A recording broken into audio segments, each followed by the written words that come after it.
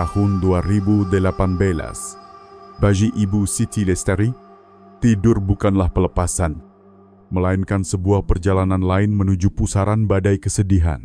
Malam itu pun demikian, sebuah erangan pelan yang tertahan seperti dicekik memecah keheningan kamar kontrakan kecil di Dusun Lembah Surya. Ia terbangun bukan karena suara dari luar, melainkan oleh jeritan yang bergema dari kedalaman hatinya sendiri.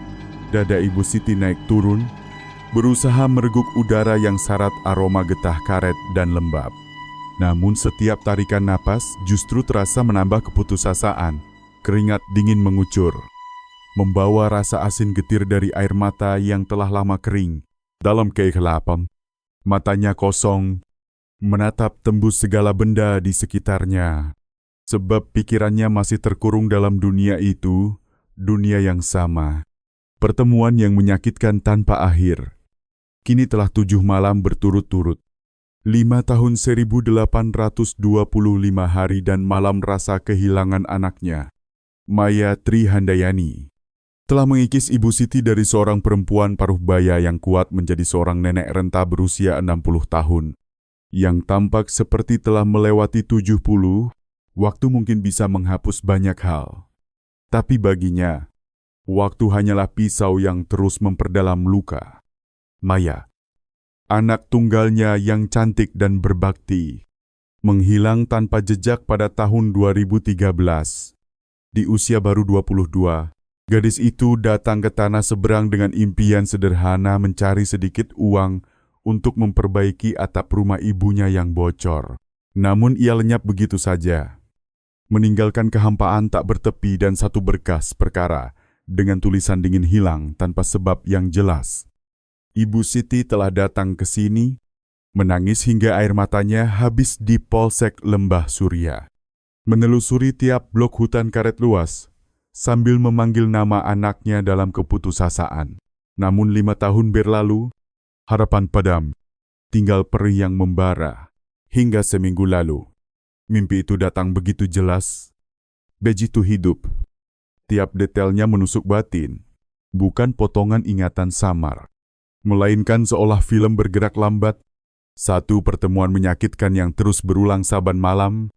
Dalam mimpi itu, ia melihat Maya berdiri di hadapannya, rambut hitam panjang masih sama. Mata besar yang dulu bening kini kehilangan cahaya. Wajahnya pucat tanpa setetes darah, tubuhnya basah kuyup. Air menetes perlahan ke tanah dingin.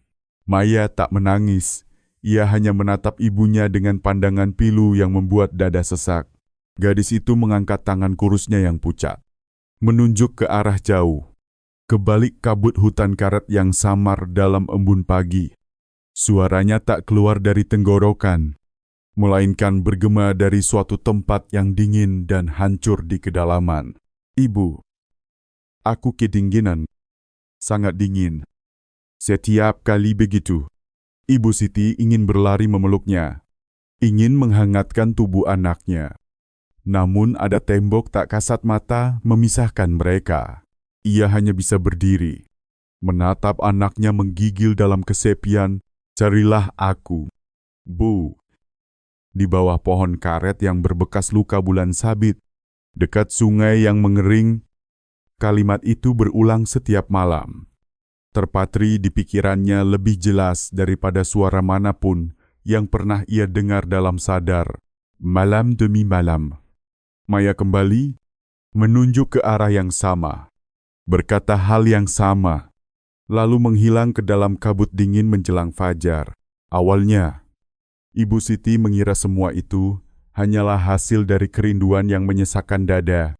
Namun pengulangan mimpi yang begitu rinci, selama seminggu menanam keyakinan kuat dalam dirinya, keyakinan yang melampaui logika. Itu bukan halusinasi, itu panggilan dari Maya. Anaknya sedang meminta tolong. Putus asa setelah 5 tahun penuh kehilangan, bisa mengubah orang paling rasional menjadi percaya pada hal gaib. Dan bagi Ibu Siti, tak ada lagi yang bisa ia kehilangan. Harapan terakhir ini, betapa aneh, tetap harus ia genggam. Ia mengangkat tikar tua dan mengambil bungkusan kecil, berisi uang hasil dari bertahun-tahun menabung dan berhemat. Itu seluruh hartanya yang semula disiapkan untuk hari tuanya. Namun kini uang itu memiliki tujuan yang lebih suci. Ia harus berangkat, menyeberang ke wilayah perbatasan sekali lagi. Kali ini bukan untuk mencari dalam kegelapan, melainkan untuk membawa pulang anaknya. Terik matahari siang di perbatasan Kalimantan Barat menyorot tajam pada bangunan 2 lantai berwarna kuning pudar markas Polsek Lembah Surya. Ibu Siti berdiri di depan pagar besi berkarat, menggenggam erat tas kain lusuh. Dadanya berdegup cemas. Ini kali keempat ia menginjakkan kaki ke tempat itu dalam setahun terakhir. Tapi kali ini terasa berbeda. Ia datang bukan lagi sebagai ibu yang putus asa mencari anak hilang, melainkan sebagai penuntun pembawa pesan dari dunia arwah. Begitu melewati gerbang, ia menghadapi kendala pertama bahasa. Polisi muda yang berjaga menatapnya dengan heran. Mereka berbicara dalam bahasa yang tak ia pahami. Ibu Siti berusaha menggunakan isyarat tangan. Berulang kali menyebut nama Maya dan kata hilang. Salah satu polisi tampak mengenalnya, menghela napas. Lalu masuk mengambil satu berkas tua berdebu. Ia menunjuk berkas itu, mengheleng, dan memberi isyarat agar Ibu Siti pulang. Tak ada informasi baru. Kasus telah ditutup, keputusasaan kembali menghimpitnya. Bagaimana ia bisa menjelaskan tentang mimpi, tentang pohon berbekas bulan sabit, tentang suara anaknya dari alam lain? Saat itu, seorang pria parubaya keluar dari ruangan. Tubuhnya tinggi, kulit legam terbakar matahari. Wajah keras dengan alis tebal dan tatapan tajam. Pada seragamnya yang mulai pudar tertera nama AKP Budi Pratama. Di usia 45, ia adalah penyidik berpengalaman. Telah melihat segala bentuk kejahatan dan tragedi. Bagi Budi, dunia bekerja dengan logika, bukti, dan aturan sains forensik. Hal-hal spiritual tak pernah punya tempat dalam kamus penyidikannya. Di belakangnya berdiri seorang pria muda berseragam rapi dengan pangkat Ibda Andi Nugroho. 28 tahun, penyidik muda yang cerdas dan berpikiran lebih terbuka. Andi adalah keturunan campuran dari perbatasan, fasih berbahasa 2 daerah. Ada apa ini? Suara Budi berat dan tegas. Petugas jaga melapor singkat, menekankan bahwa perempuan itu sudah datang berkali-kali. Andi melangkah maju, bertanya lembut kepada Ibu Siti dalam bahasa yang ia pahami. Ibu, apa yang bisa kami bantu tentang anak ibu? Kami belum mendapat kabar. Mendengar bahasa yang familiar, Ibu Siti tersentak seakan menemukan pegangan. Air mata mengalir. Ia menggenggam tangan Andi, menceritakan dengan suara bergetar tentang mimpinya. Pesan Maya, pohon karet dan sungai kering. Ia berbicara dengan seluruh keyakinan dan harapan yang tersisa. Andi mendengarkan dengan saksama. Wajahnya menunjukkan empati bercampur rasa ingin tahu. Ia lalu menerjemahkan semuanya kepada AKP Budi. Budi mendengarkan dalam diam. Sorot matanya, yang biasanya tajam kini, mengandung kelelahan dan keraguan. Baginya, ini hanyalah kisah seorang ibu malang yang kehilangan keseimbangan karena duka. Ia telah bertemu banyak yang serupa. Dengan nada datar tapi sopan, ia berkata, Andi, jelaskan padanya dengan baik. Kami memahami rasa sedihnya, tapi kami tak bisa bertindak hanya berdasarkan mimpi. Kepolisian bekerja berdasar bukti, tanpa petunjuk baru, tanpa fakta konkret. Kami tak bisa mengerahkan tim untuk menggali seluruh perkebunan karet yang luas ini. Suruh dia pulang dan beristirahat. Ucapannya membuat Ibu Siti terpaku. Ia tak menangis, tak memohon. Sebaliknya, ia melakukan hal yang tak disangka. Siapapun ia berlutut di lantai semendingin, menunduk, dan menyentuhkan dahinya 3 kali hingga darah menetes. Pak polisi, katanya lantang dengan suara bergetar, namun tegas, saya tidak memaksa Bapak percaya pada mimpi saya. Tapi tolong, percayalah pada cinta seorang ibu. Jika tak ada apa-apa di sana, saya terima semua kesalahan dan menanggung semua biaya. Saya tak akan pernah datang lagi, tapi tolong beri saya satu kesempatan. Satu kesempatan untuk membawa anak saya pulang. Kata-katanya seperti palu menghantam dinding keteguhan di hati setiap orang yang mendengar.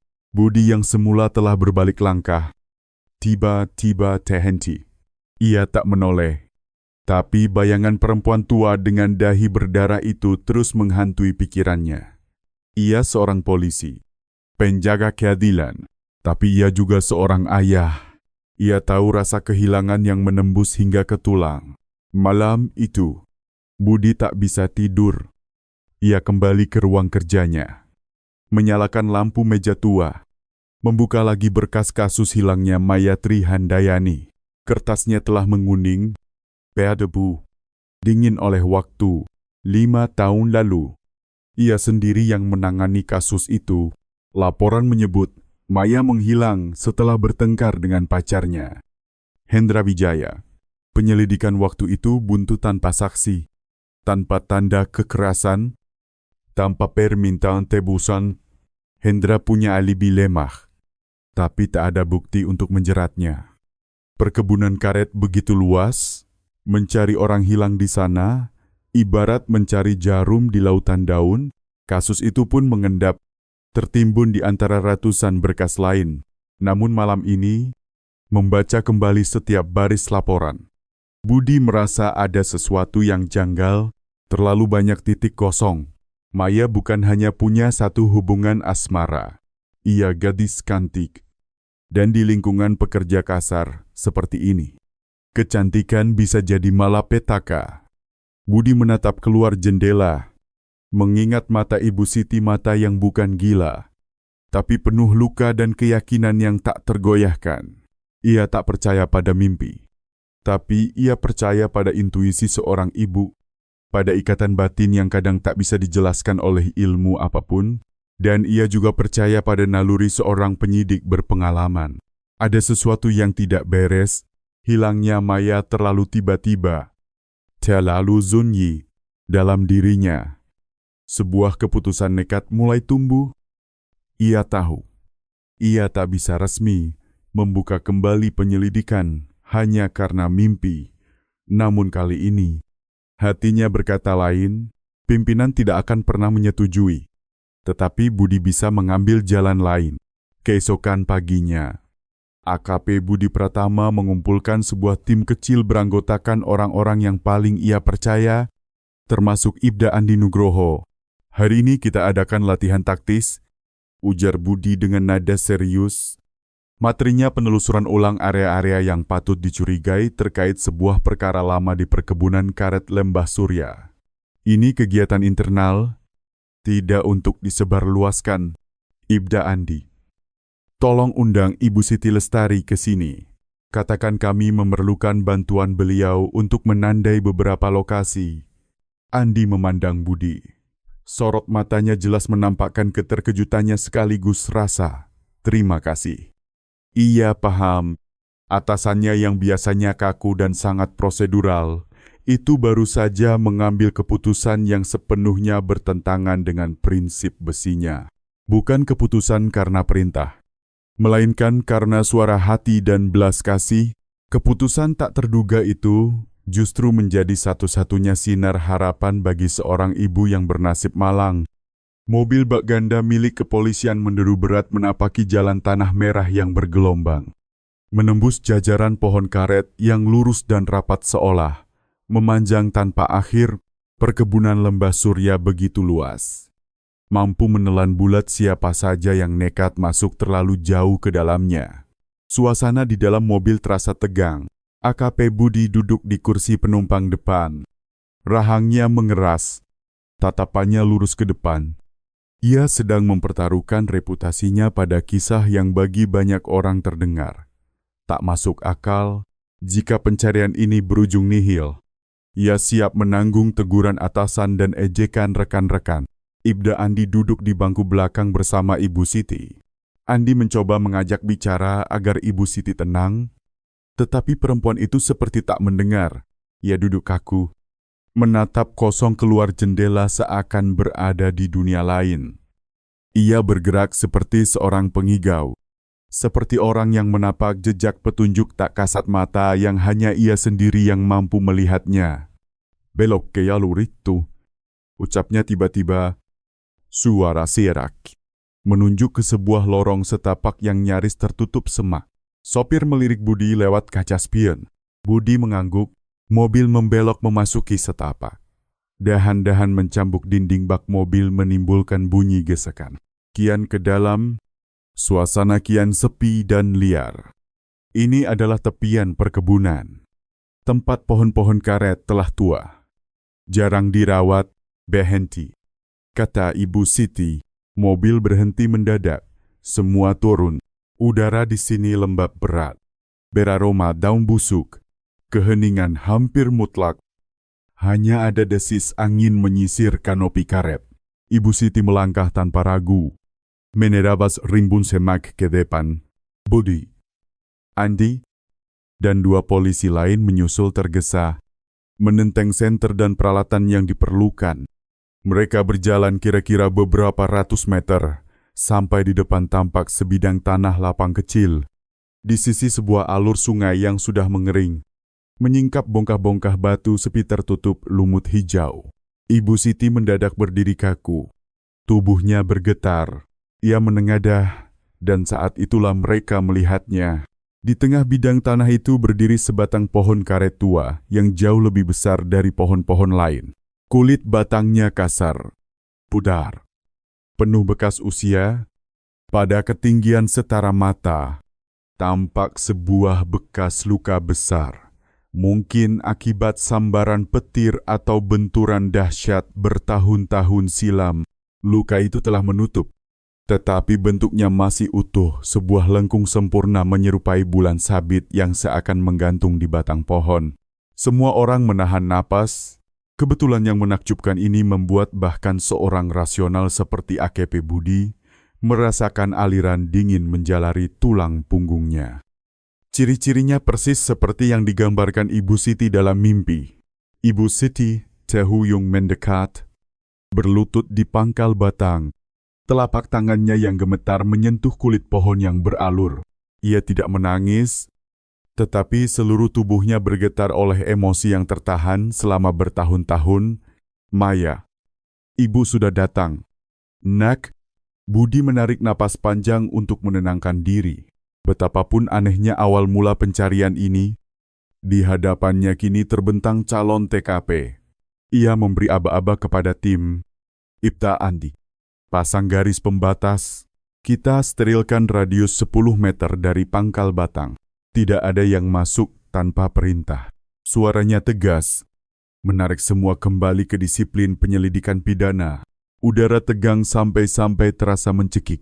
Di bawah pohon bulan sabit, sebuah rahasia mengerikan yang terkubur selama 5 tahun tampak siap tersingkap. Matahari tepat di atas kepala. Panas musim kemarau menerobos sela daun, memercikan bintik-bintik cahaya ke tanah. Namun tak seorang pun merasa hangat. Ada dingin tak terlihat menaungi mereka. Area sekitar pangkal pohon telah dipasangi pita kuning polisi. Ibu Siti didampingi Andi untuk duduk di sebuah batu tak jauh dari lokasi. Matanya tak lepas dari titik penggalian.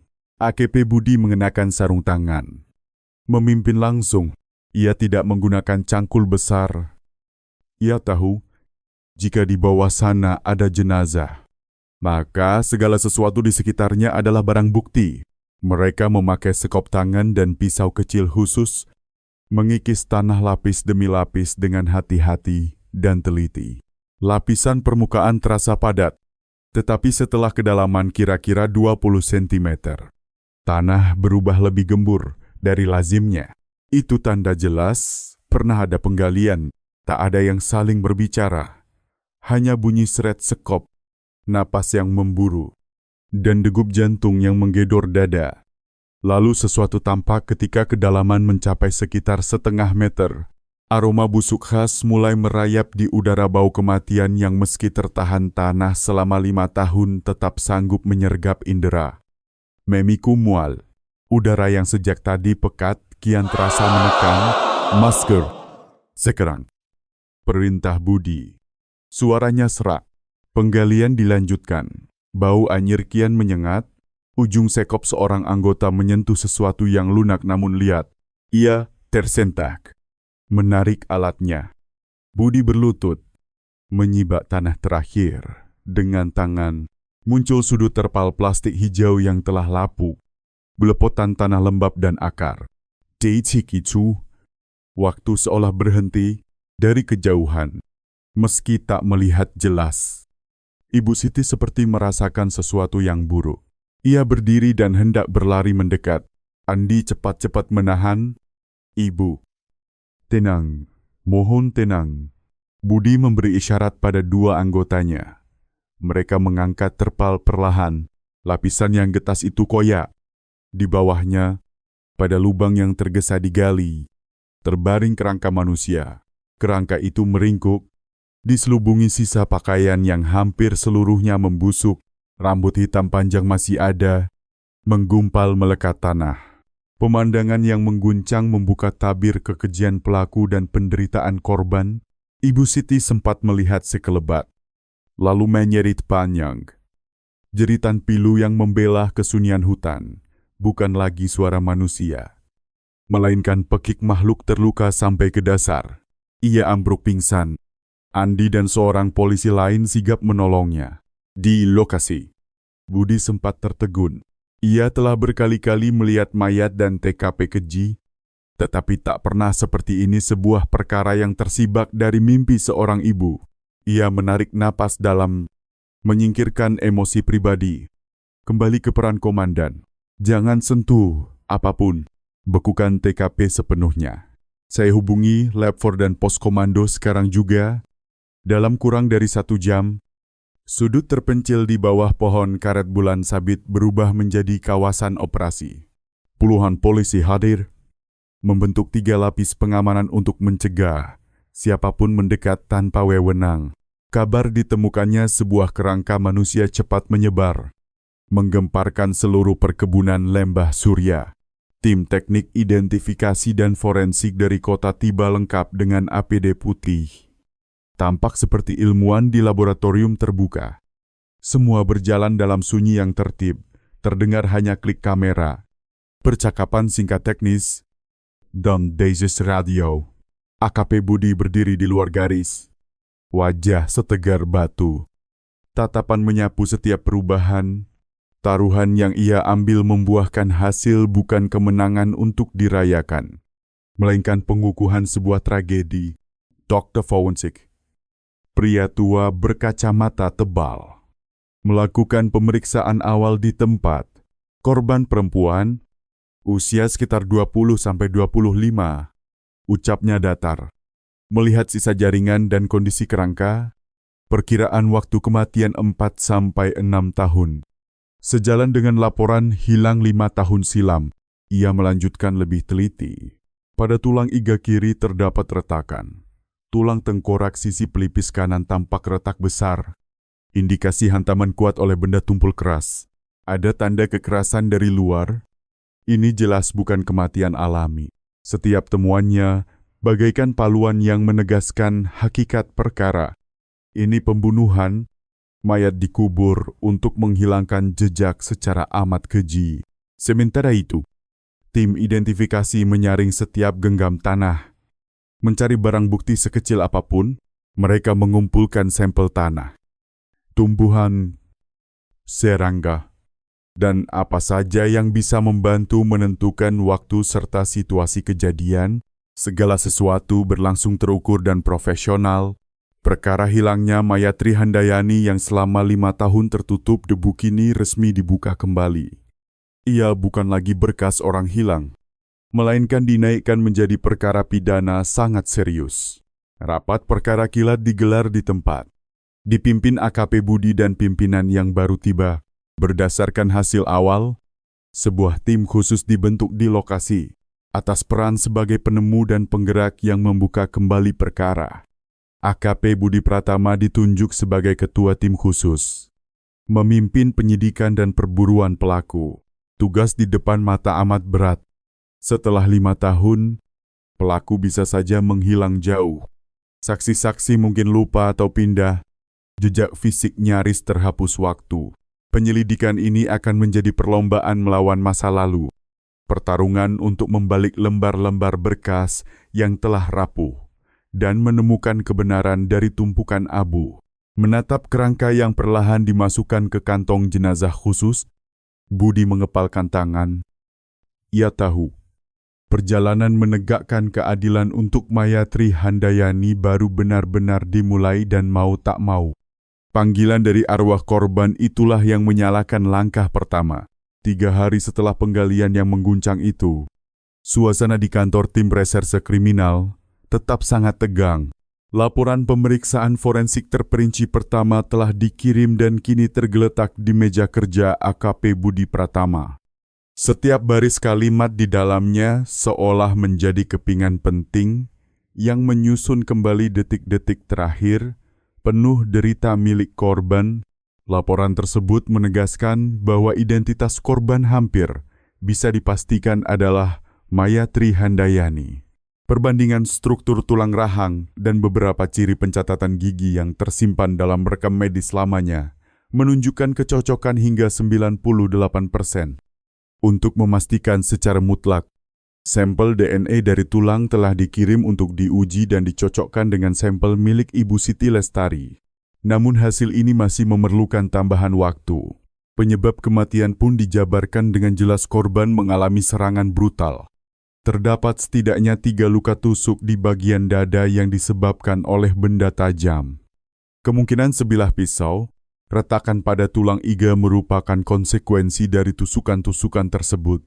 Akan tetapi, penyebab langsung kematian adalah hantaman mematikan ke bagian kepala dengan benda tumpul keras, mengakibatkan retak pada tulang tengkorak dan perdarahan otak berat. Pelaku bertindak sangat kejam, menyiratkan kebencian mendalam atau tekad mutlak untuk merenggut nyawa. AKP Budi membaca laporan itu berulang-ulang, berusaha membayangkan kembali tempat kejadian perkara sebuah pergulatan. Tusukan-tusukan, lalu satu pukulan pamungkas.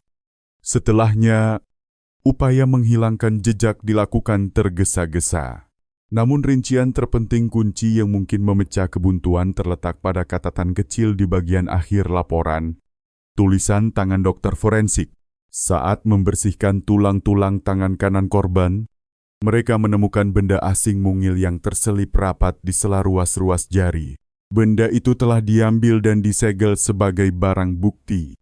Menyertai laporan, ada kantong segel kecil di bawah sorot lampu. Tampak kilau halus dari sesuatu di dalamnya. Budi menumpahkannya perlahan ke atas selembar kain putih. Itu adalah pecahan kecil dari perhiasan. Mirip liontin medali yang patah. Bahan dasarnya batu giok hijau tua. Terkelupas di satu sudut. Permukaan pecahan itu awalnya halus mengilap, tetapi karena terlalu lama terkubur, ia berkerak tanah dan kehilangan kilau aslinya. Ibda Andi Nugroho memakai pinset khusus dan kaca pembesar untuk menelitinya lebih saksama.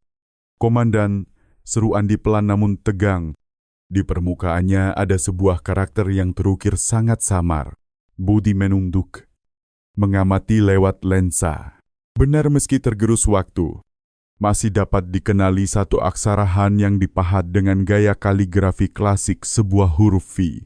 Budi dan Andi terdiam. Mereka paham apa yang baru saja mereka temukan. Ini bukan sekadar pecahan perhiasan. Ini adalah jejak yang tanpa sengaja ditinggalkan pelaku. Dalam pergulatan terakhirnya, Mayatri Handayani kemungkinan mencengkeram dan merenggut benda itu dari tubuh penyerangnya. Tangan yang menjadi rangka itu telah menjaga bukti penentu ini selama 5 tahun di bawah tanah dingin.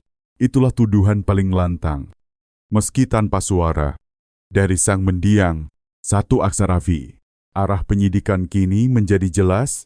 Kari pemilik liontin batu giok ini, siapapun yang bernama V dan punya keterkaitan dengan Mayatri Handayani pada kurun 5 tahun silam akan masuk daftar terduga utama. Lorong labirin masa lalu mulai menyingkap pintunya. Untuk menemukan pelaku, Mereka harus terlebih dahulu memahami korban.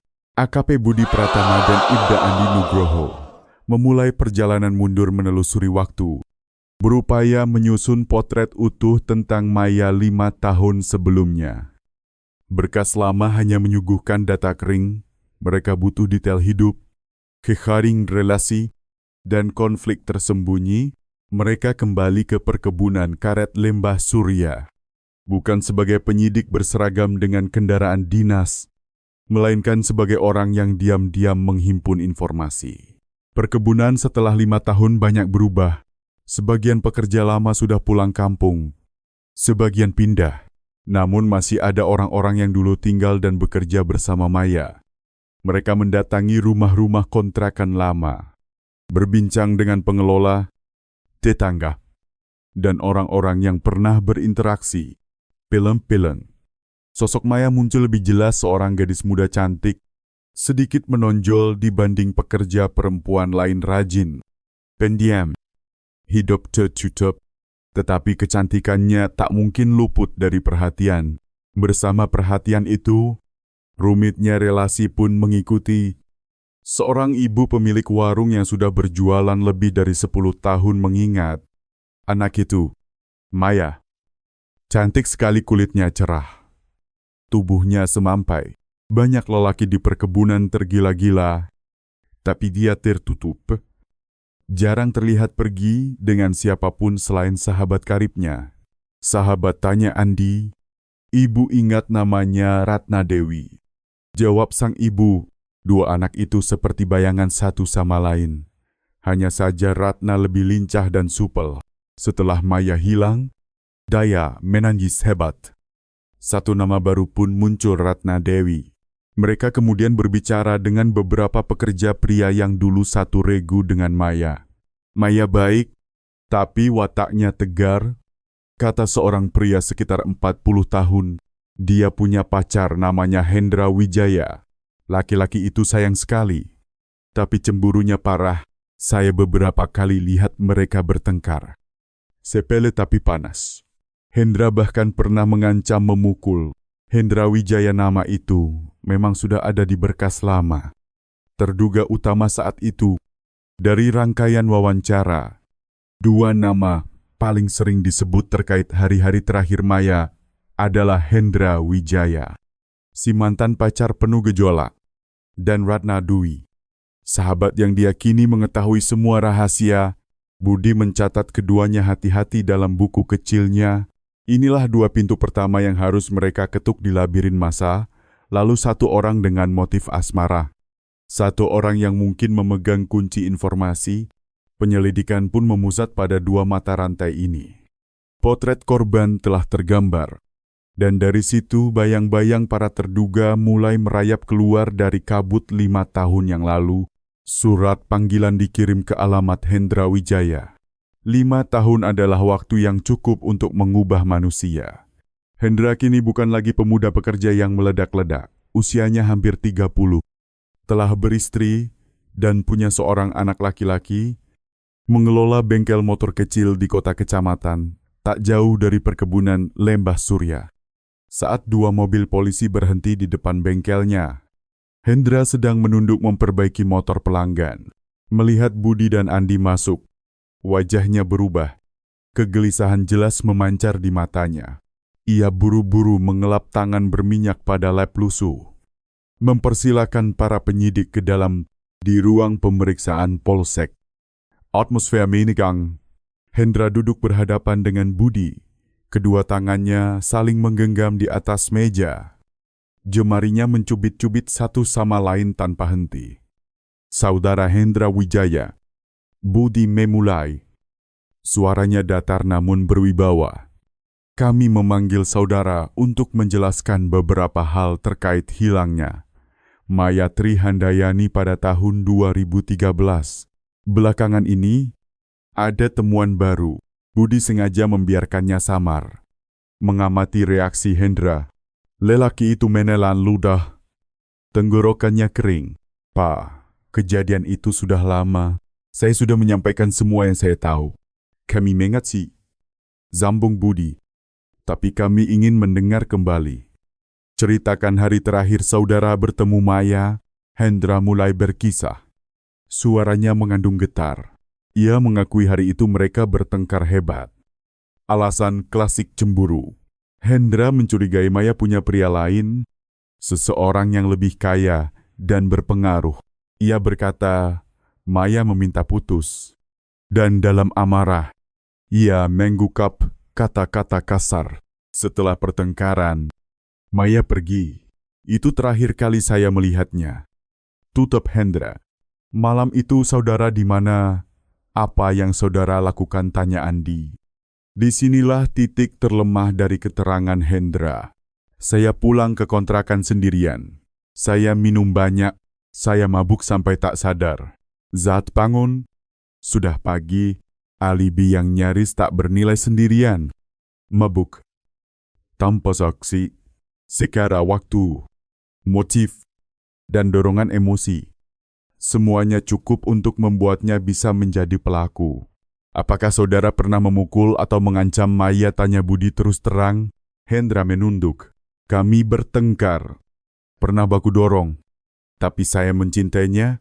Saya tak punya niat menyakitinya. Waktu marah, saya memang mengucap hal buruk. Tapi itu hanya kata-kata.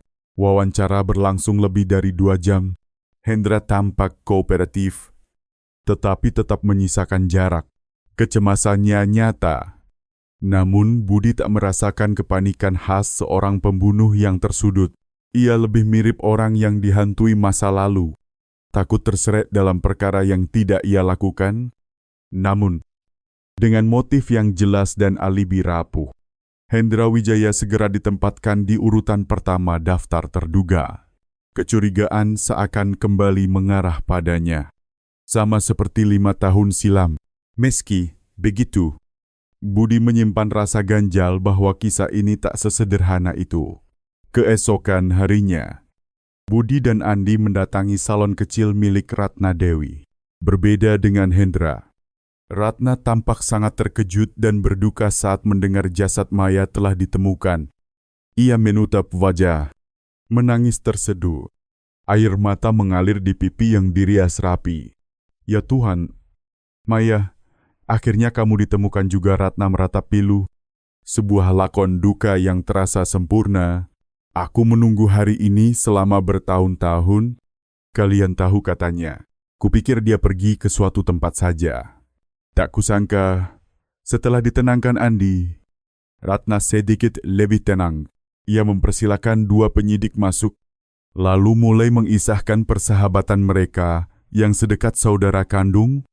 Maya itu kasihan, Pak. Ratna terisak. Dia baik, lugu. Dia mencintai Hendra sungguh-sungguh, tapi lelaki itu tak pantas. Iblis berselimut manusia. Pernyataan Ratna bak minyak yang menyulut api kecurigaan terhadap Hendra. Cemburunya sakit. Pak.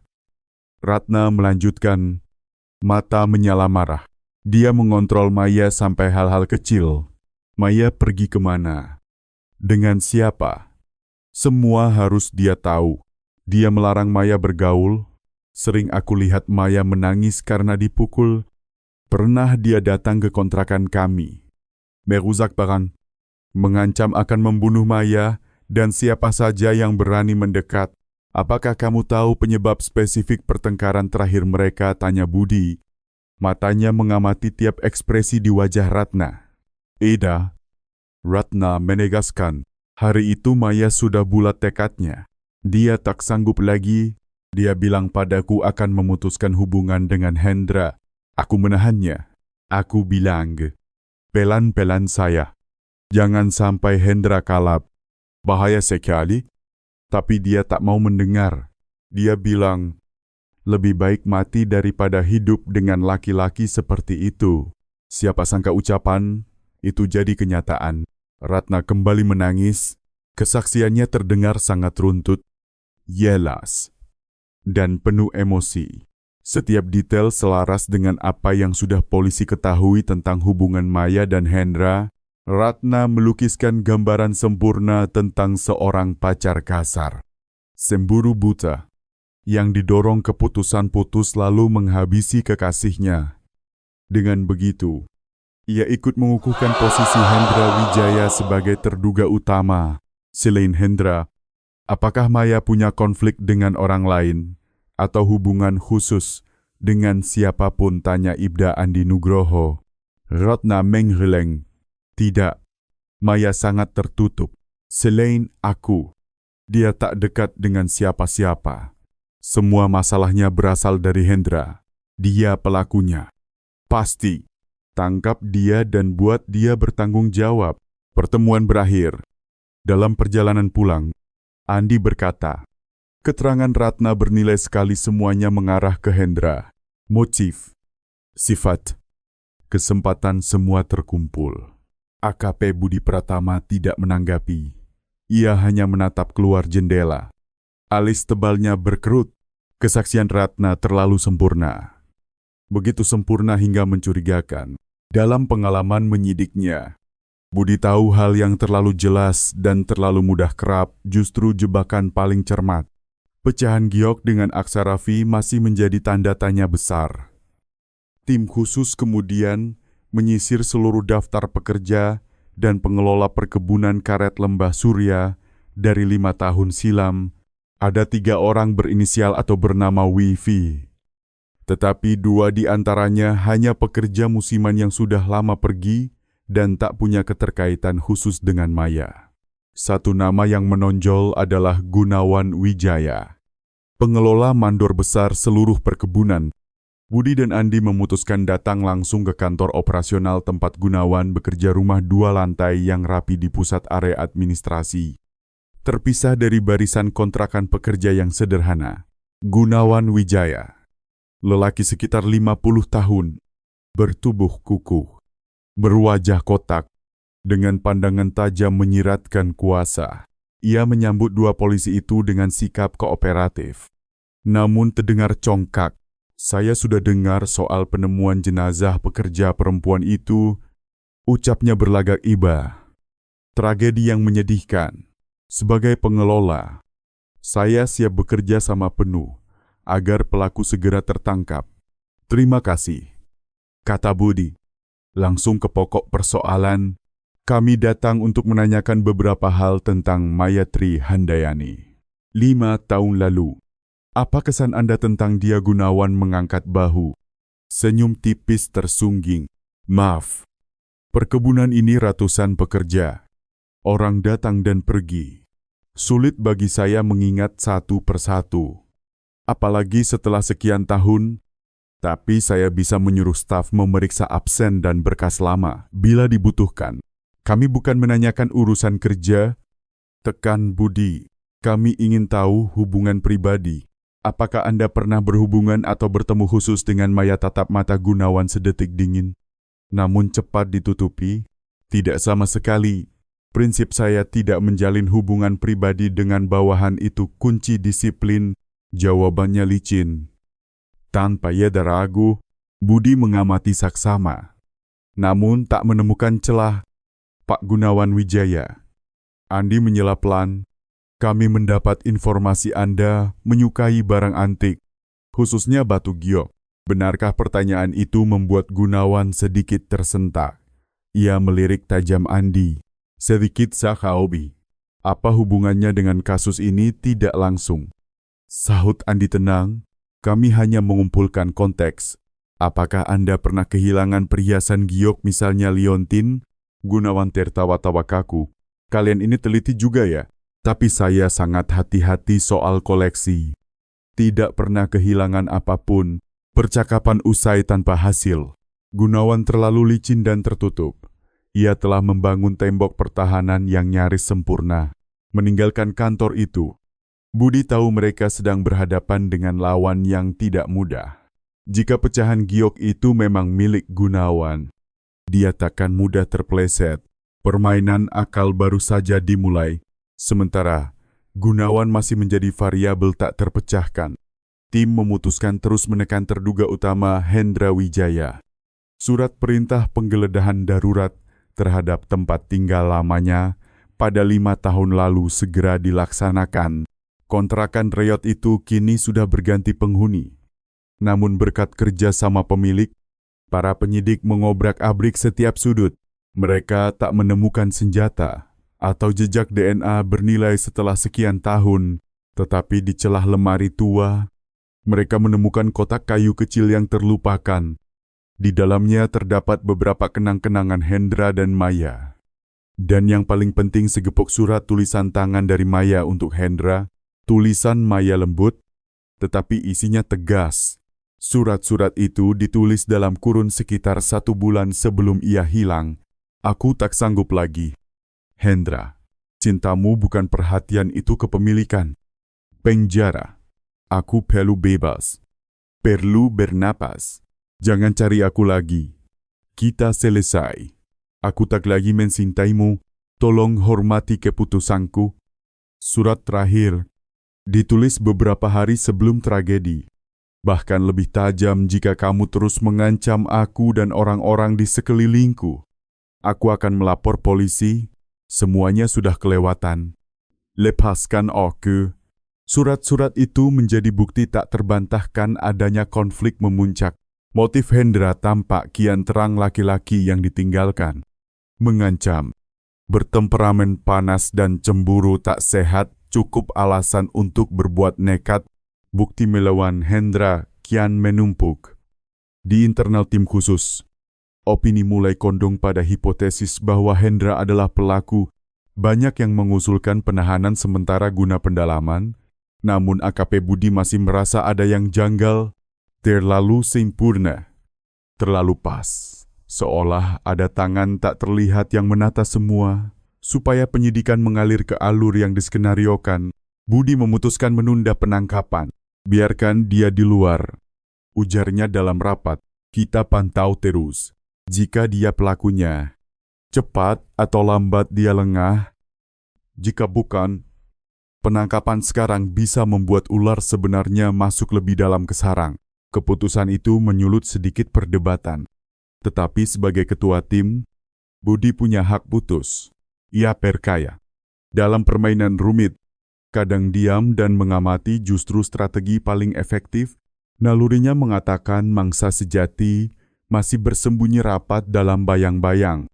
Saat semua sorot diarahkan ke Hendra, Budi diam-diam memberi tugas khusus kepada Ibda Andi.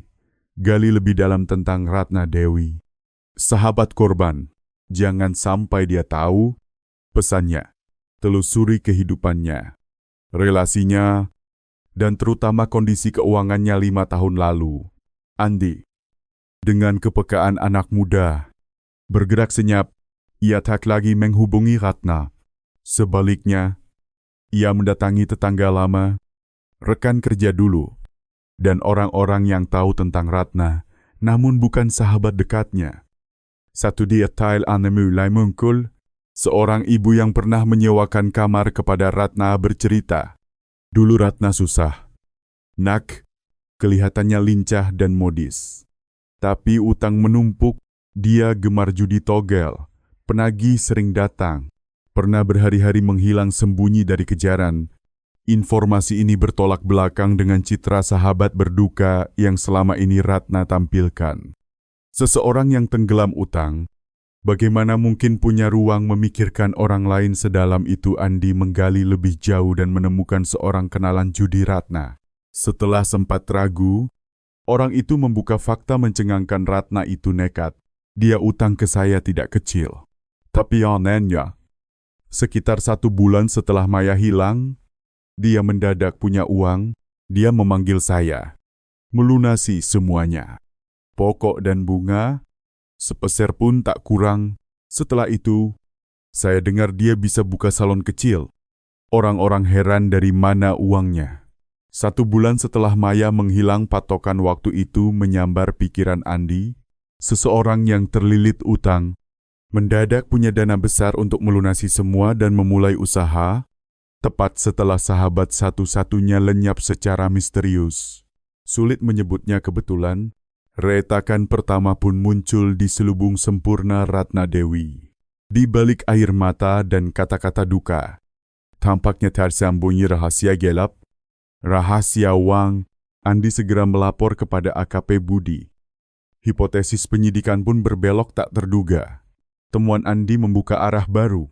Budi segera mengarahkan unit siber finansial untuk melacak aliran dana milik Ratna pada kurun 5 tahun lalu. Tugas ini sangat sulit digitalisasi perbankan saat itu belum menyeluruh. Banyak transaksi tunai, tetapi keberuntungan berpihak. Setelah berhari-hari menelusuri ribuan transaksi lama, mereka menemukannya sejumlah dana besar. Tepatnya, sekitar 110 juta rupiah. Masuk ke rekening baru milik Ratna 3 minggu setelah Maya dilaporkan hilang. Yang paling mencurigakan, dana itu bukan ditransfer dari rekening beridentitas jelas, melainkan disetor tunai oleh seseorang tak dikenal di cabang bank di kota lain, berjarak lebih dari 200 km dari perkebunan Lembah Surya. Penyetor hanya meninggalkan nama samaran. Tanpa kontak apapun, uang tutup mulut, hipotesis ini kian nyata. Sekitar 110 juta rupiah, angka yang tak kecil pada masa itu, cukup bagi Ratna menutup semua utang dan mengubah hidupnya. Tapi siapa yang memberinya uang itu? Dan untuk menutup apa yang berkaitan dengan kematian Maya? Itu bukan jumlah kecil pada masa 5 tahun, lalu cukup bagi Ratna Dewi untuk melunasi seluruh utang dan mengubah hidupnya. Tetapi, siapa yang memberinya uang itu? Dan untuk tujuan apa menutup sesuatu yang berkaitan dengan kematian Maya? AKP Budi Pratama merasakan alur perkara mulai menuju arah yang benar. Hendra Wijaya mungkin hanya kedok bida umpan yang dipasang untuk mengalihkan penyidikan. Dalang sesungguhnya tampaknya masih bersembunyi, dan Ratna Dewi adalah mata rantai terlemah yang menghubungkan ke arah mereka. Untuk sementara, informasi ini dirahasiakan mutlak. Budi memerintahkan anggota inti tim khusus jangan sampai Ratna atau siapapun mengetahui temuan aliran dana tersebut. Terus tekan Hendra di permukaan, kita butuh ikan besar merasa aman dan lengah. Saat itulah mereka sendiri yang akan masuk ke jaring. Sebuah siasat getak timur, serang barat pun dijalankan. Sementara aksi penyidikan terbuka tetap memusat pada Hendra. Unit bayangan dibentuk untuk membuntuti setiap gerak Ratna Dewi. Pentas sahabat berduka itu tampaknya segera turun tirai. Di saat jalur, Ratna menunjukkan kemajuan sunyi. AKP Budi tidak melupakan barang bukti kunci pecahan giok bertulis aksara V. Ia paham. Untuk menjerat dalang, kesaksian saja tak cukup. Perlu bukti fisik yang tak terbantahkan. Budi dan Ibda Andi Nugroho membawa pecahan itu kepada seorang empu, pakar perhiasan antik yang terkenal di wilayah tersebut. Seorang kakek berambut perak, bermata tajam yang sepanjang hidupnya meneliti batu giok.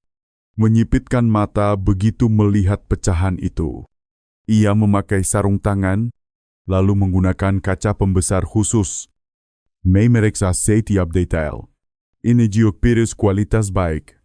Gumamnya pelan, hijau tua, bening dan halus, bukan barang pasaran. Pasti milik orang berduit dan berpengaruh. Tolong lihat karakter yang terukir ini, pinta Budi. Sang empu menajamkan fokus pada aksara V. Ini aksara Han untuk W. V bergaya kaligrafi klasik, bukan ukiran mesin dipahat tangan oleh pengrajin mahir. Dari goresannya, saya menduga ini bagian dari benda pusaka, bernilai materi sekaligus emosional. Penilaian itu menguatkan dugaan Budi pemiliknya tidak mungkin pekerja biasa. Arah penyidikan kembali mengarah ke Gunawan Wijaya, pengelola berkuasa dan kaya. Namun bagaimana membuktikan bahwa liontin itu miliknya 5 tahun telah berlalu, dan Gunawan menyangkal segalanya? Mereka butuh saksi, seseorang yang bisa menegaskan bahwa dulu Gunawan pernah memiliki perhiasan serupa. Tim khusus memulai penyisiran ulang dari awal. Kali ini, mereka bukan hanya menandai orang bernama V, melainkan semua yang lama bekerja di perkebunan mereka yang berinteraksi dan mengetahui kebiasaan Gunawan. Daftar pekerja purna tugas dibuka lagi mereka yang tak lagi berada di bawah tekanan Gunawan. Harapan menemukan saksi setelah sekian tahun memang tipis. Tapi mereka tak menyerah. Setelah hari-hari pencarian yang hampir buntu, keberuntungan akhirnya datang. Ibda Andi menemukan sebuah desa kecil, tempat beberapa pekerja lama perkebunan lembah surya menikmati masa tua. Ia bertemu Pak Bahri, lelaki lanjut usia yang dahulu ketua regu dan lebih dari 10 tahun bekerja di bawah Gunawan sebelum pensiun. Awalnya, Pak Bahri berjaga-jaga, namun ketekunan dan ketulusan Andi membuatnya membuka diri.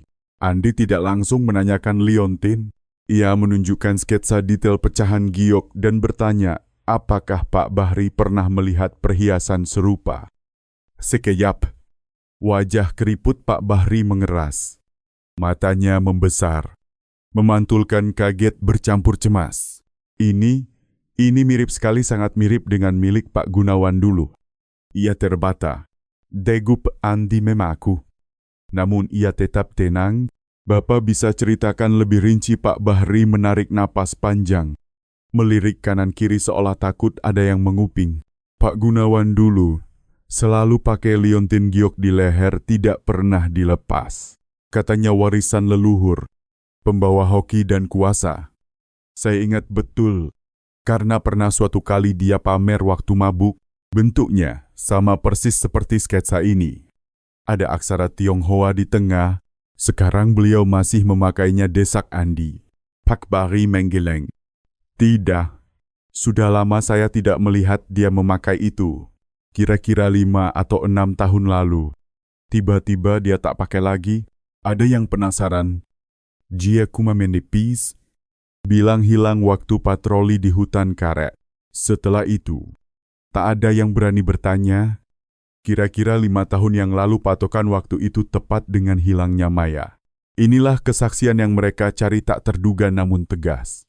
Menghubungkan langsung Gunawan Wijaya dengan bukti terpenting perkara. Kabut di sekitar pengelola berkuasa itu robek. Andi mengucap terima kasih, meminta merahasiakan informasi tersebut, lalu bergegas kembali melapor ke Budi. Ia tahu tim akan segera memasuki titik balik. Kesaksian Pak Bahri bagaikan kilat yang menyatukan seluruh petunjuk tercerai-berai menjadi jaring utuh yang mengerikan. Di ruang rapat tim, AKP Budi Pratama berdiri di depan papan putih, foto Hendra Wijaya, Ratna Dwi, dan Gunawan Wijaya ditempel rapi. Dengan spidol, ia menarik garis menghubungkan mereka. Keping-keping mulai pas, ucapnya berat dan tegas. Sekarang, mari kita rangkai seluruh peristiwa berdasar hipotesis baru. Ia menghubungkan Gunawan dengan Ratna. Ratna tenggelam utang dan judi. Gunawan punya uang dan kuasa. Ada hubungan di antara keduanya yang belum kita ketahui, namun jelas ada transaksi. Lalu ia menarik garis dari Maya ke keduanya. Maya adalah sahabat Ratna, sekaligus gadis cantik yang bekerja di perkebunan milik Gunawan. Ada 2 kemungkinan. Budi menatap rekan-rekannya. Pertama, Maya mengetahui hubungan terlarang atau rahasia tertentu antara Ratna dan Gunawan. Mungkin Ratna memanfaatkan Maya untuk urusan Gunawan. Atau Gunawan punya niat buruk terhadap Maya dan ditolak. Kedua, yang lebih gelap, Maya tanpa sengaja melihat kegiatan ilegal Gunawan di dalam perkebunan. Rahasia cukup besar hingga Gunawan harus membunuh untuk membungkam. Sementara Ratna, karena utang, angkeman, atau alasan lain, menjadi komplotan. Budi melingkari foto Ratna Dewi. Ratna bukan sekadar tahu, bisa jadi dialah yang memancing Maya ke lokasi maut. Kesaksiannya yang menuding Hendra bisa jadi pentas pengalihan. Ia menunjuk pecahan giok. Saat kejadian, Gunawan meninggalkan jejak tunggal liontin yang tercabut. Setelah itu, dia membayar tutup mulut dengan sekitar 110 juta rupiah, uang yang kita telusuri untuk membungkam Ratna dan menjaganya terus memainkan peran. Semuanya mendadak terang dan mengerikan. Sebuah siasat rapi, jaring kejahatan yang ditata sempurna. Dengan watak meledak dan relasi kusut dengan korban, Hendra adalah kambing hitam ideal. Hipotesis ini menjelaskan Segala kejanggalan kenapa Ratna mendadak punya uang, kenapa Gunawan kehilangan Liontin, dan kenapa semua bukti terhadap Hendra tampak terlalu rapi dan mudah. Kita meremehkan lawan simpul budi. Mereka bukan pelaku yang bergerak karena amarah sesaat, melainkan satu atau lebih orang yang berotak licik, terencana, dan sangat kejam. Dengan hipotesis yang kini mantap, penyidikan resmi beralih haluan. Hendra Wijaya diam-diam dikeluarkan dari pusat kecurigaan. Meski di luar polisi, tetap menjalankan langkah-langkah yang seolah menekan dirinya. Fokus utama kini kedua sosok jauh lebih berbahaya, Gunawan Wijaya dan Ratna Dewi. Namun ada masalah besar walau alur logika kuat. Bukti langsung untuk menjerat Gunawan Ratna masih lemah, kesaksian Pak Bahri sifatnya pendukung, arus dana hanya membuktikan Ratna menerima uang, bukan tujuan kriminal. Pecahan giok cuma menunjukkan Gunawan pernah memiliki benda serupa. Mereka butuh pengakuan untuk memperoleh pengakuan. Ikatan setan di antara Gunawan dan Ratna harus dipatahkan, mereka dibuat saling curiga. Hingga sendiri membuka celah. AKP Budi memutuskan membentangkan jaring operasi psikologis pukul rumput. Ular keluar. Kita sebarkan kabar, ujar Budi dalam rapat strategi. Sebuah rumor terkendali akan tak sengaja sampai ke para penyambung lidah di perkebunan. Polisi telah menemukan barang bukti penentu di TKP benda yang masih menyimpan sidik jari pelaku. Meski 5 tahun berlalu, hasil uji konon segera keluar dan dapat mengungkap identitas pelaku. Ini pukulan mental. Budi tahu, tak mungkin ada sidik jari yang masih utuh pada barang yang 5 tahun terkubur, tapi Ratna dan Gunawan, yang bukan orang forensik, tak akan tahu. Rumor itu akan menyebar rasa panik, terutama pada psikologi rapuh Ratna Dewi, Ibda Andi. Perintah Budi, kamu yang atur penyebaran berita ini sewajar mungkin. Bidik orang-orang yang berkaitan dengan Ratna. Tim pengawasan harus siaga 24 jam, rekam semua panggilan. Awasi setiap pertemuan Ratna dan Gunawan. Aku ingin melihat reaksi mereka begitu kabar ini sampai. Ular akan terusik. Tutup Budi. Kita harus siap mengempasnya. Jaring tak kasat mata pun terbentang. Umpan telah dilempar. Seluruh tim menahan napas, menanti bagaimana dua mangsa licik itu akan bereaksi saat badai palsu mulai menggulung. Rumor yang Ibda Andi Nugroho sebarkan dengan halus lewat beberapa tetangga cerewet menyebar secepat angin. Sidik jari pada barang bukti dikabarkan segera mendapat hasil uji. Pelaku konon akan segera terbongkar. Kalimat-kalimat itu lekas ditambahi bumbu, tersalur dari mulut ke mulut, lalu menjadi topik paling panas di seluruh perkebunan. Tim pengawasan segera melaporkan reaksi awal Gunawan Wijaya sesuai prediksi AKP Budi Pratama. Tetap amat tenang, tetap bekerja, tetap mengatur seakan tak terjadi apa-apa. Ia tampak cukup cerdas dan rasional untuk tidak mempercayai kabar palsu, atau cukup percaya diri bahwa dirinya telah menghapus semua jejak. Namun, Ratna Dewi berbeda. Saat rumor itu mencapai telinganya, Ratna yang sedang menata rambut pelanggan gemetar. Gunting pun terjatuh ke lantai. Ia buru-buru minta maaf, berkata kesehatannya kurang baik, lalu menutup salon lebih awal. Unit bayangan melaporkan bahwa Ratna mondar-mandir di rumah sepanjang sore. Wajahnya penuh cemas dan panik, tepat seperti dugaan Budi. Ular yang lebih lemah telah terusik, menyelangsainya. Ratna tidak berada di rumah. Ia mengenakan jaket berkerudung, menyelinap keluar. Alih-alih memakai telepon genggam, ia berjalan cukup jauh menuju bilik telepon umum yang tua dan jarang dipakai di pinggir kota kecamatan. Tim pengawasan sudah lebih dulu berjaga di sana. Setiap gerik Ratna dalam kendali. Mereka tak bisa mendengar isi percakapan, tetapi berhasil mencatat nomor yang Ratna hubungi. Panggilan itu kurang dari 1 menit. Usai menutup, Ratna bergegas pulang. Wajahnya kian pucat. Nomor tersebut segera ditelusuri. Nomor itu bukan milik Gunawan Wijaya. Nomor tak terdaftar. Kartu prabayar anonim.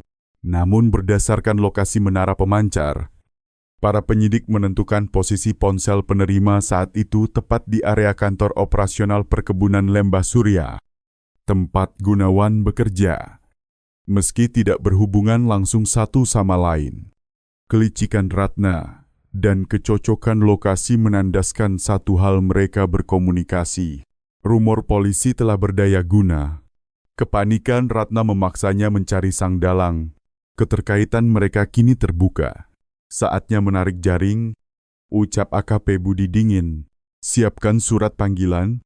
Kali ini jangan beri peluang mereka untuk menyamakan keterangan. Pagi-pagi sekali, dua tim bergerak serentak. Satu menuju salon Ratna Dewi, satu lagi menuju kantor Gunawan Wijaya. Surat panggilan diserahkan bersamaan, tanpa memberi celah untuk bersiap atau berkontak. Di Polsek, Ratna dan Gunawan ditempatkan dalam dua ruang pemeriksaan terpisah dan jauh. Strategi Budi memeriksa bersamaan, mencipta tekanan psikologis, dan mencegah mereka menyelaraskan cerita. Budi sendiri berhadapan dengan Ratna Dewi, berlawanan dengan dugaan. Setelah ledakan panik awal, Ratna kembali tenang. Ia tetap memainkan lakon lama. Saya tak paham kenapa saya dipanggil lagi. Suaranya agak tersinggung. Semua yang saya tahu sudah saya sampaikan. Pelakunya Hendra Wijaya. Kenapa kalian tidak menangkapnya? Budi diam. Lalu meletakkan satu map di atas meja dan mendorongnya pelan ke arah Ratna. Silakan lihat. Ratna membuka. Di dalamnya salinan mutasi rekening miliknya 5 tahun lalu. Baris yang menyebut setoran tunai sekitar 110 juta rupiah ditandai merah tebal. Wajah Ratna pucat, senyum kaku di bibirnya membeku. Itu uang pinjaman dari teman untuk modal usaha.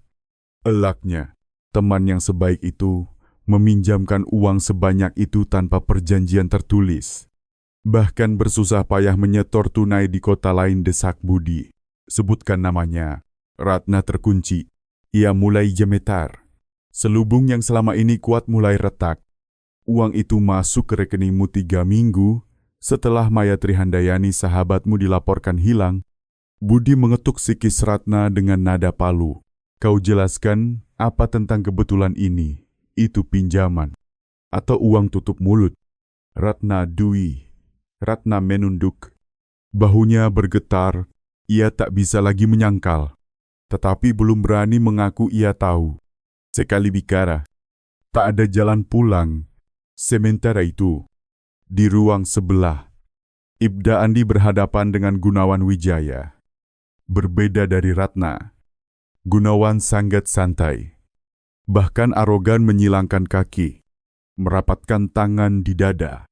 Memandang Andi seperti orang bawahan. Ibda Andi, saya tak mengerti. Ucapnya datar. Saya pengusaha, punya posisi. Waktu saya berharga, kalian mengganggu karena perkara lama. Saya sudah bilang, saya tak terlibat. Kami punya saksi yang menegaskan Anda pernah memiliki liontin giok dengan Aksarafi. Serupa barang bukti yang kami temukan di tubuh korban.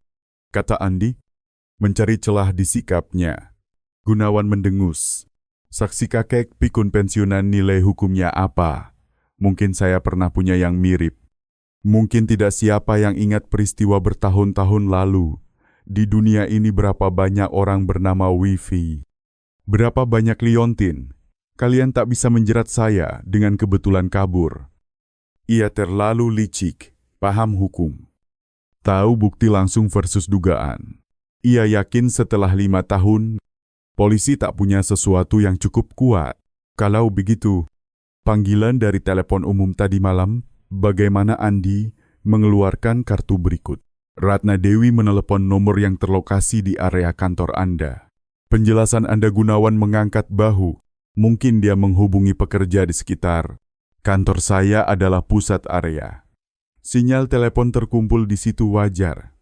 Saya bukan penanggung jawab semua panggilan. Sang pengelola menyangkal mulus, selubung sombong dan kalkulasi dingin miliknya sulit ditembus. Ia percaya selama ia tak mengaku dan Ratna cukup cerdas untuk diam. Polisi takkan bisa berbuat banyak. Interogasi dengan Gunawan buntu. Menyadari tak ada lagi yang bisa dikorek, AKP Budi memutuskan saatnya mengguncang. Kunci perkara ini terletak pada memecah ikatan Gunawan Ratna. Budi kembali ke ruang Ratna. Ratna masih menunduk, nyaris rontok. Budi duduk di hadapannya. Suaranya mendadak lunak, nyaris empatik.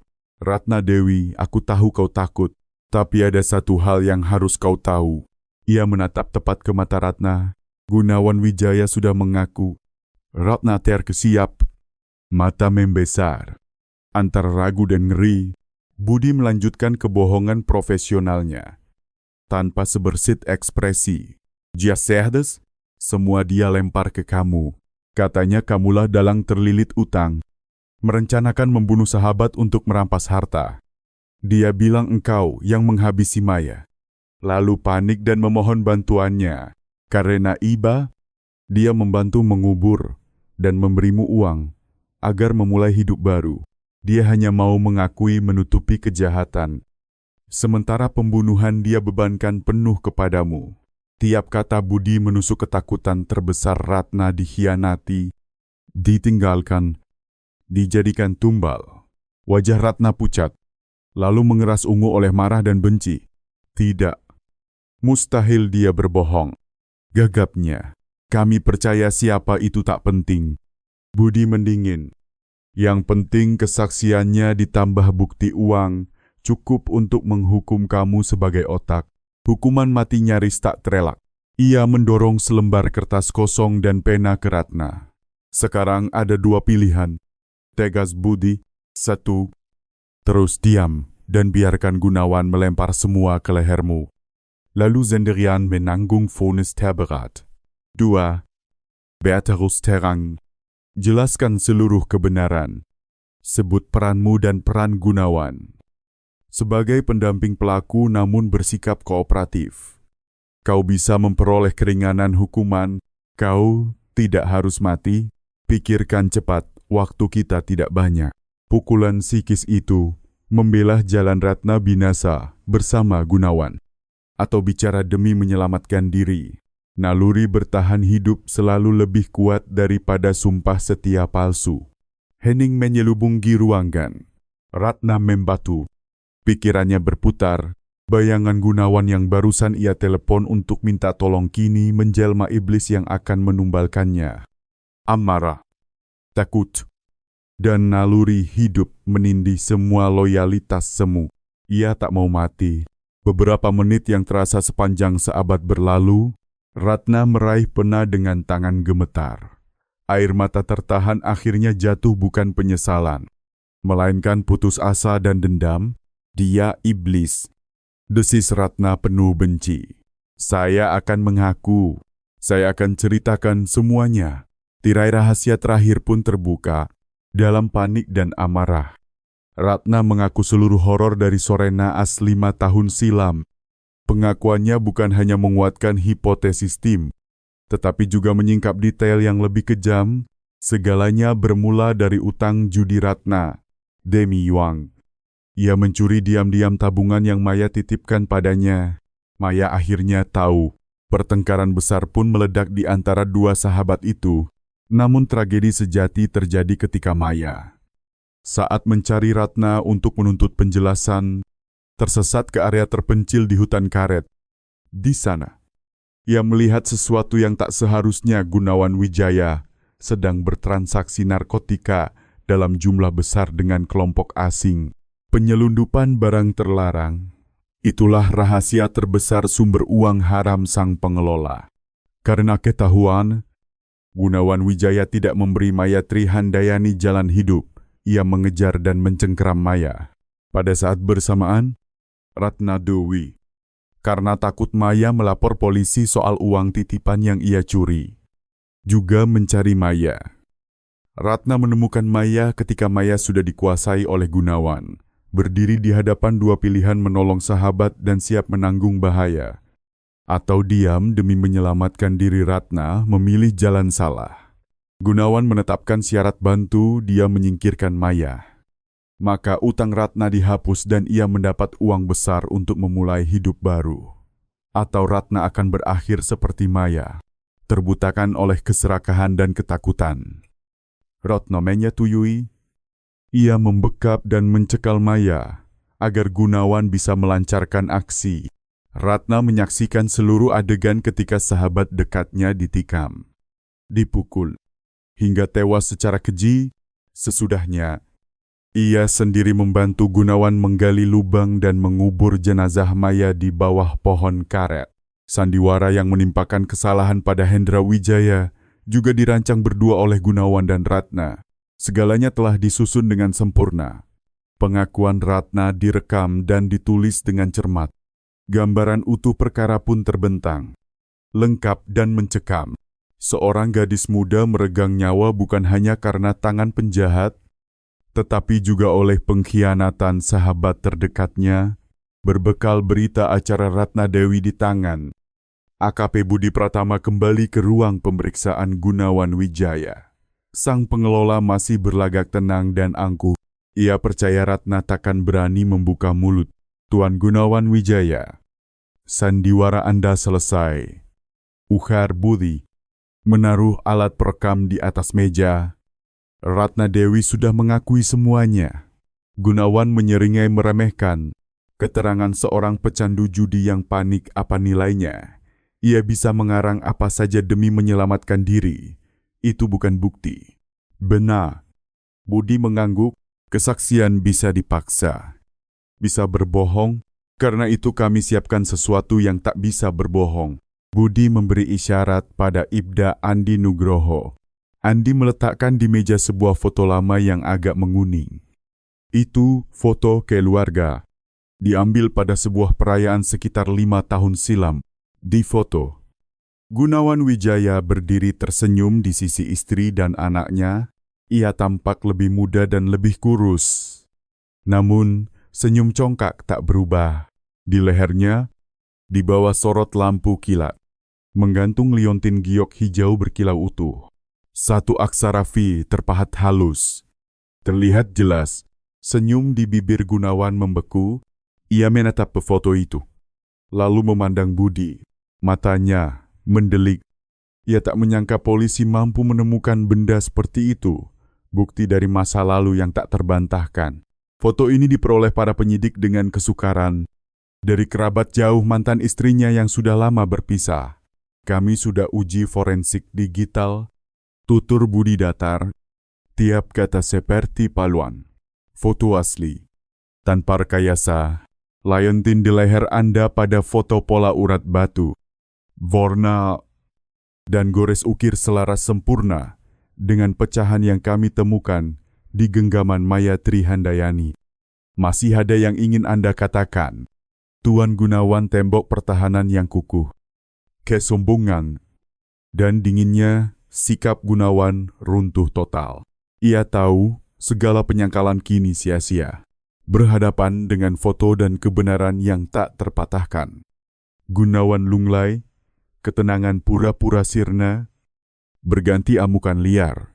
Ia menghantam meja, mengaum seperti binatang yang terkepung.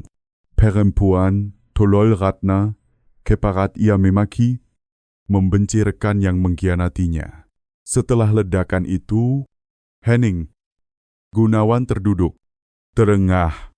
Ia tahu dirinya kalah. Baiklah. Suaranya serak getir. Kalian menang.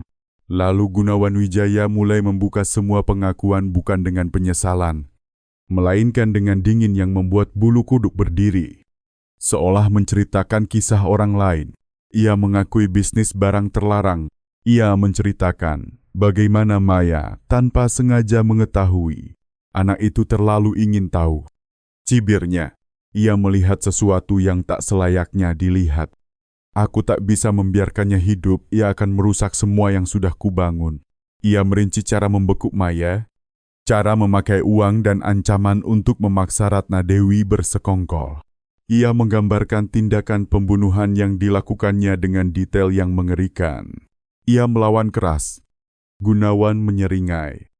Senyum iblis. Aku menusuknya beberapa kali, tapi ia belum mati. Ia mengkakar, meronta. Saat bergumul, ia merenggut putus liontin di leherku. Aku tak sadar. Baru belakangan aku tahu. Akhirnya aku menghabisinya dengan sebuah batu di dekat situ. Satu hantaman cukup. Pengakuan itu membuat penyidik paling berpengalaman pun merinding tanpa sesal, tanpa iba. Bagi Gunawan, nyawa manusia seremeh semut. Ia juga mengesahkan bahwa ia membayar tutup mulut Ratna dan bersama-sama menyusun skenario untuk menyalahkan Hendra Wijaya. Ia yakin setelah 5 tahun, semua jejak terhapus dan tak seorang pun akan menguak kebenaran. Ia tak menyangka, justru cinta seorang ibu dan keteguhan para penyidik yang menghidupkan kembali perkara yang nyaris terkubur selamanya. Berita acara Gunawan Wijaya menutup bab terakhir penyidikan. Kejahatan terbuka. Dan iblis itu akhirnya menampakkan rupa. Beberapa hari sesudahnya, kepolisian menggelar konferensi pers besar untuk mengumumkan hasil perkara pembunuhan dan penguburan di perkebunan Lembah Surya. Puluhan jurnalis dari berbagai kantor berita memadati aula. Perkara dengan rangkaian peristiwa dramatik, terutama awal yang berangkat dari mimpi seorang ibu, menarik perhatian publik secara luar biasa. AKP Budi Pratama, sebagai ketua tim khusus, berdiri di mimbar dengan wajah tegas. Ia merangkum seluruh proses dari menerima informasi dari Ibu Sari ibu korban, penggalian, otopsi, hingga mengidentifikasi dan menangkap 2 pelaku Gunawan Wijaya dan Ratna Dewi. Ia memaparkan bukti kunci pecahan giok, aliran dana misterius, kesaksian saksi, dan akhirnya pengakuan kedua pelaku. Ia menegaskan motif menutupi tindak pidana lain dan pengkhianatan persahabatan. Ketika ditanya tentang unsur spiritual mimpi itu, Budi menjawab luwes dan profesional. Kami akui bahwa petunjuk awal yang mengarahkan kami ke TKP berasal dari sumber sangat khusus pihak keluarga korban. Ucapnya, cinta seorang ibu kadang melahirkan keajaiban, itulah awal pentingnya. Namun kemenangan dalam perang melawan kejahatan ini, milik ilmu pengetahuan, metode penyidikan tajam, ketekunan, dan tekad pantang menyerah seluruh tim khusus. Kami menuntaskan dengan bukti, bukan dengan mimpi. Jawaban itu menghargai Ibu Sari, sekaligus menegaskan profesionalisme kepolisian dan mendapatkan dukungan luas. Terungkapnya perkara memicu gejolak di masyarakat. Kebiadaban Gunawan dan pengkhianatan Ratna menyalakan gelombang amarah yang hebat. Bersamaan itu, kisah mimpi Ibu Sari menjadi legenda kecil. Bukti tak terukurnya daya cinta seorang ibu cinta yang menembus batas hidup dan mati.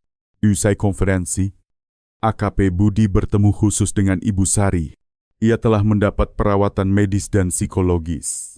Kesehatannya lebih stabil. Meski pedih di matanya takkan pernah benar-benar hilang, Budi meletakkan di hadapannya sebuah guci tanah kecil Abu Mayatri Handayani setelah seluruh prosedur forensik rampung. Bu, suara Budi merendah penuh hormat. Tugas kami selesai. Keadilan telah ditegakkan. Kini izinkan kami mengembalikan putri ibu untuk dibawa pulang. Ibu Sari mengulurkan tangan bergetar. Mendeka peguci itu erat, seakan memeluk putri kecilnya. Air mata kembali mengalir, kali ini bukan putus asa, melainkan pelepasan. Setelah 5 tahun yang menyayat, ia akhirnya bisa memboyong anaknya pulang. Terima kasih, ia tersengal. Terima kasih sudah percaya pada saya, membersihkan nama putri saya. Budi berdiri, membungkuk dalam kepada sang ibu. Kamilah yang harus berterima kasih, kami membuktikan dengan barang bukti. Tapi kiranya cinta ibu yang tak mengizinkan kebenaran terkubur selamanya. Tanpa kegigihan ibu, mungkin Maya takkan pernah kembali.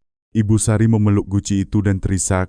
Setetes air mata jatuh ke tanah. Ucapan pamit terakhir untuk tahun-tahun penderitaan menutup sebuah perjalanan mencari keadilan yang ajaib sekaligus getir. 3 bulan kemudian, sidang pertama perkara pembunuhan di perkebunan Lembah Surya digelar terbuka oleh Pengadilan Negeri Tingkat Madya. Perkara itu menyedot perhatian publik. Ratusan warga memadati luar gedung untuk menyimak. Di ruang sidang, suasana khidmat dan tegang. Ibu Sari, berbusana hitam, duduk di bangku depan untuk keluarga korban, mendekap foto putrinya, memandang lurus ke kursi terdakwa. Dua terdakwa Gunawan Wijaya dan Ratna Dewi dibawa masuk. Setelah beberapa bulan ditahan, keduanya tampak merosot. Gunawan kehilangan wibawa biasanya. Terlihat tua dan letih. Ratna menunduk tanpa berani menatap siapapun. Tubuhnya kurus dan gemetar.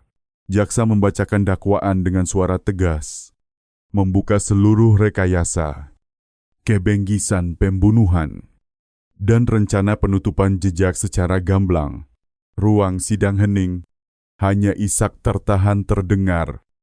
Dalam pemeriksaan, Ratna Dewi di hadapan bukti tak terbantahkan dan pengakuan sendiri, mengiyakan seluruh perbuatan. Ia menangis, memohon maaf pada keluarga korban dan keringanan hukuman. Giliran Gunawan Wijaya, ia masih keras kepala. Ia mengaku hadir di TKP, tetapi membalik cerita untuk menolak peran otak. Ia menyalahkan bahwa Ratna, karena konflik uang, yang membunuh Maya, sedangkan ia hanya dipaksa membantu menyembunyikan. Namun, di hadapan argumen tajam jaksa, ditambah bukti baja seperti foto Leontin dan kesaksian Ratna, lakon rapuh Gunawan terbongkar. Kepalsuannya kian menyulut amarah hadirin. Sidang mencapai ujung. Seusai replik duplik, majelis menyatakan musyawarah. Seluruh ruang menahan napas. Setelah sekitar 1 jam, majelis kembali. Ketua majelis, Hakim tegas, mengetukkan palu, mulai membacakan vonis. Suaranya menggema di ruang sidang, mengurai hakikat perkara. Ia menegaskan perbuatan para terdakwa amat serius, berat hak bengis. Biadab bukan hanya merampas nyawa yang dilindungi hukum, tetapi juga bertentangan dengan moral kemanusiaan. Menebar cemas dan murka di masyarakat.